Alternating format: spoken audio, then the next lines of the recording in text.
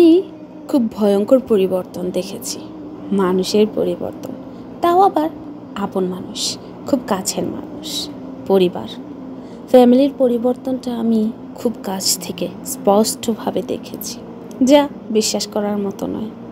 আমি নিজেই বিশ্বাস করতে পারিনি।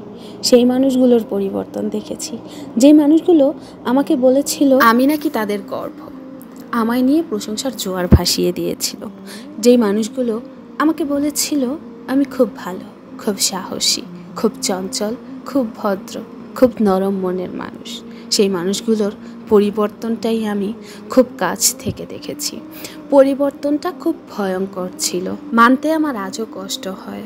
সেই মানুষগুলোর পরিবর্তন, যেই মানুষগুলো আমার ফ্যামিলির মানুষ ছিল, যেই মানুষগুলো আমাকে মিথ্যে আশা দেখিয়েছিল, যে মানুষগুলো আমাকে শুধু তাদের প্রয়োজনেই কাজে লাগিয়েছিল, যে মানুষগুলো আমি ভেবেছিলাম আমার আপনজন, আমার কাছের মানুষ, নিঃস্বার্থভাবে ভালোবাসে আমাকে, কিন্তু অনেক দূরে গিয়ে এসে বুঝতে পারলাম শুধুই মাত্র তাদের প্রয়োজনে আমাকে ব্যবহার করেছিল। এখানে দুই দিক থেকেই আমি দোষী।